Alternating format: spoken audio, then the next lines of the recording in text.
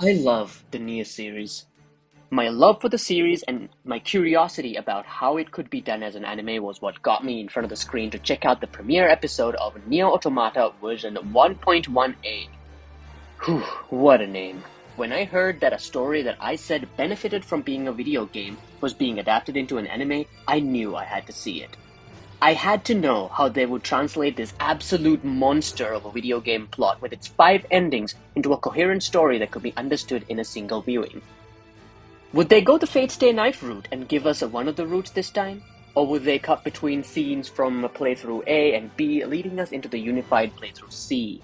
Or would they go the Cyberpunk Edgerunners route and tell a cool story in the Nier Automata world that would encourage viewers to check out the games and fall in love with the series? Disclaimer: there will be full spoilers of episode 1 of the Nier Automata anime up until the start of the first bunker scene in the game.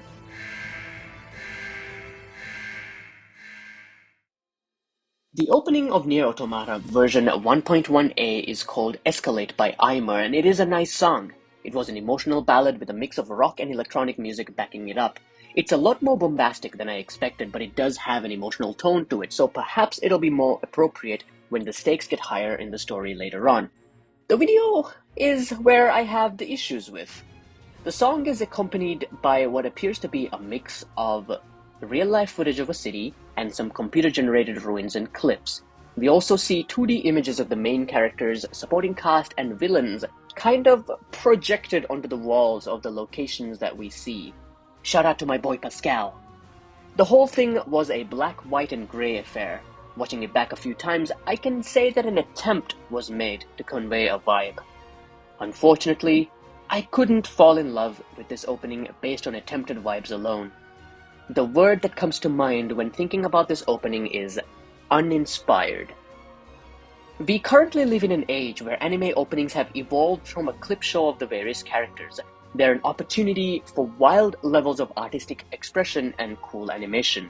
Openings from shows like Beastars, which uses puppets, Chainsaw Man, which uses movie references and cinematic techniques to a masterful degree, the new Bleach season with its immaculate vibes, not to mention the countless amazing JoJo openings, have raised the bar for what an opening can be. So to see the anime adaptation of a game as unique and subversive as Nier Automata fumble in this regard was sad to see. It's not the worst anime opening out there by far. Aimer is really carrying the team here with her music, but the visuals hold it back from being memorable or visually engaging.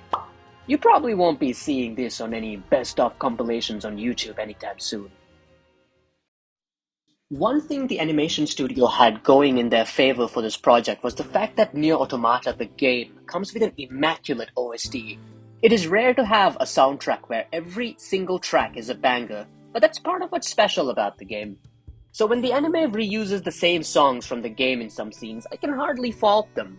However, despite liking the songs themselves, I found their use in the show to be once again uninspired.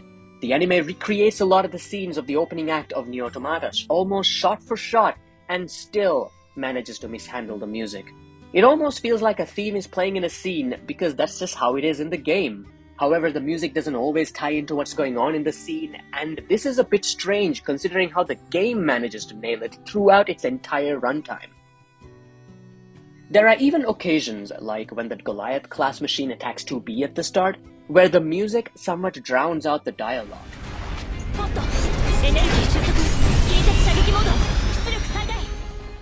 The show very closely replicates the game right down to the OST and exact action shots, and yet it still somehow manages to miss the emotional and action beats through the music somehow.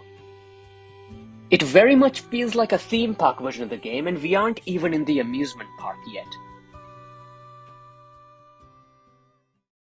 Animation is hard work.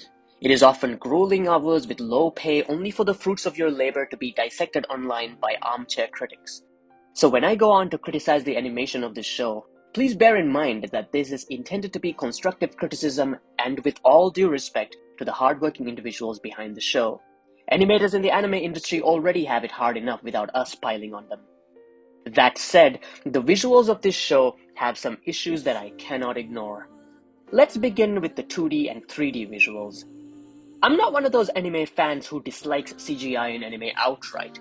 This may seem like sacrilege to some fans, but I've seen shows like Land of the Lustrous, Chainsaw Man, and the various Ufotable outings which led me to believe that CGI is just another tool for animation. The importance is in how you use it. Besides, if an anime character always looks terrible in 3D, then explain Genshin Impact. Anyway, the visuals here did not appeal to me due to several reasons. The first thing that irked me was the visible difference between the machines and the characters. The gulf between the 2D and 3D characters, along with the 2D characters and 3D backgrounds, were often too vast for me to ignore. This was especially notable during the action scenes. The scene where 2B flies into the abandoned factory is particularly egregious in this regard. The ocean and the bits of ruins sticking out of it look off in a way that was impossible for me to ignore.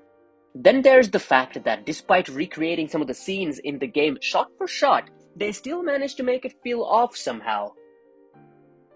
Sometimes the camera was too close, sometimes the perspective was from a strange angle, and sometimes the scale of certain enemies and locations were not properly conveyed.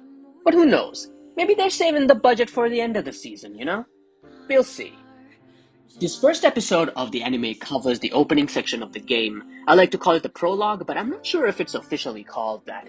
And when I say covers, what I really mean is speed runs.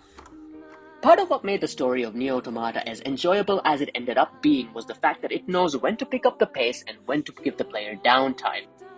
A 20-minute anime episode aiming to cover specific events in the game isn't going to be able to convey that quiet feeling in quite the same way.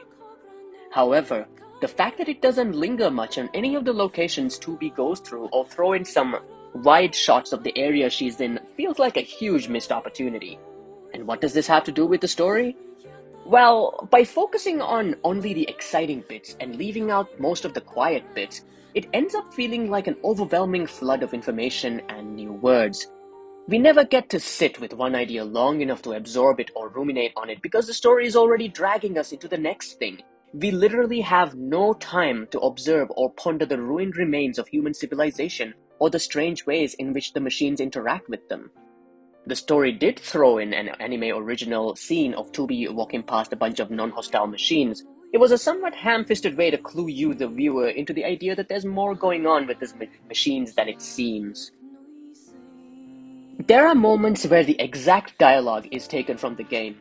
These moments aren't exactly uncommon either, but the fact that the original voice actors of the game reprise their roles in these moments give them a more endearing quality than anything else. Shout out to 9S's Hi Hi scene.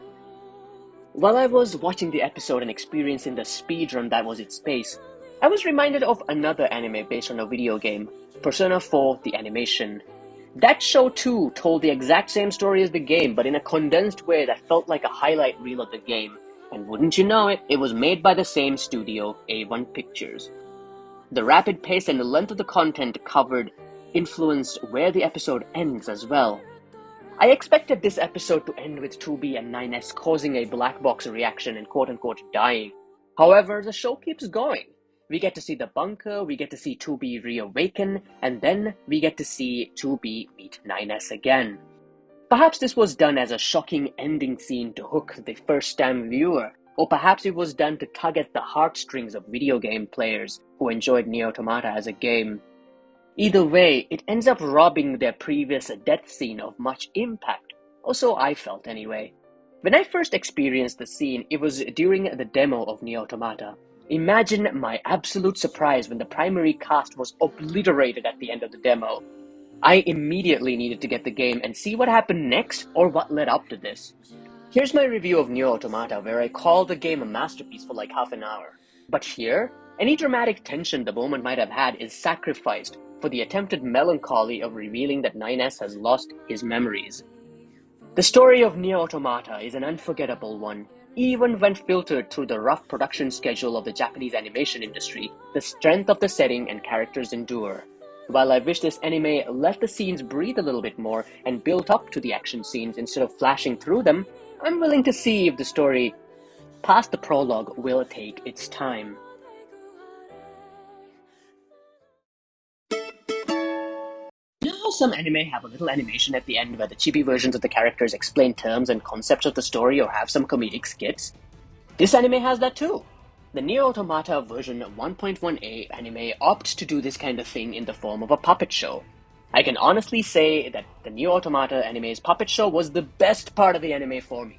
And no, I'm not trying to be mean. This puppet show clearly made for fun, has a lot going on. Not only are the puppets adorable, but they're also voiced by the original voice cast. 2B and 9S bantering in puppet form is something I never knew I needed, but I thoroughly enjoyed. Another aspect of the puppet show that's amazing is that it promises to highlight the multiple joke endings of Nier Automata. In this first episode, we get introduction to the black boxes as a concept, only for the 2B puppet to take her black box and boop the 9S puppet's black box. This causes a black box reaction, blowing them both up along with the bump curve, resulting in ending U, debunked, of Nier Automata. If each of the after-episode puppet shows showcases a different joke ending of the game while conveying some lore or background info, that would be amazing. This is the kind of creativity I expect from the Nier franchise, and it is a shame that it could only be found in the post-credit puppet show. Nier Automata version 1.1a exists in a world where the standard of animated content is sky high. It also exists in a market where so much content comes out of the pipe that viewers are drowning in alternative options. It is also a show aided by the fact that all the legwork of creating an amazing story, visuals, and music have already been done by the game. However, despite all this, the final product feels uninspired and by the numbers in a way that neither Nier nor Nier Automata ever felt. There are many different ways to make an adaptation. In a series with as much side content as Nier, this was yet another chance to add a new wrinkle into the story through a new medium. There's even a Nier Automata stage play after all. However, with this show, Avon Pictures has taken the safe route of retelling the original game's story, but without the original game's shot composition, use of music and pacing, the whole affair ends up feeling like a highlight reel of the video game. Perhaps it is too early to talk about this, but I think it would be very sad to see Nier Automata anime end up as just another forgotten show on the pile of lackluster video game adaptations, especially since the game itself was so brilliant and subversive in so many ways. If you're an anime-only viewer of this story, good news! There's an entire game based around the same story told with better visuals, music use, and pacing. If you're a game fan looking to recapture that magic again or somehow get something new through the anime, well, the puppet show was genuinely cute and funny. Otherwise, this first episode left a bland taste in my mouth.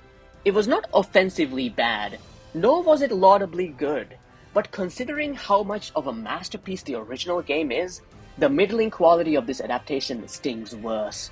But hey, it's only episode 1. Maybe it'll get better. Maybe episode 2 will slow down with the pacing and pull the camera back and show off some of the locations and slowly build up to those loud and bombastic moments.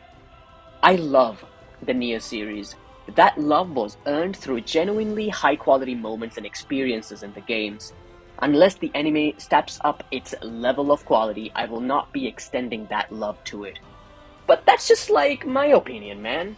What's yours? Have you seen the premiere episode of Nier Automata version 1.1a? What did you think about it? Let us know in the comments below. Also, expect a full series review from us when the series comes to a close. Thanks for watching.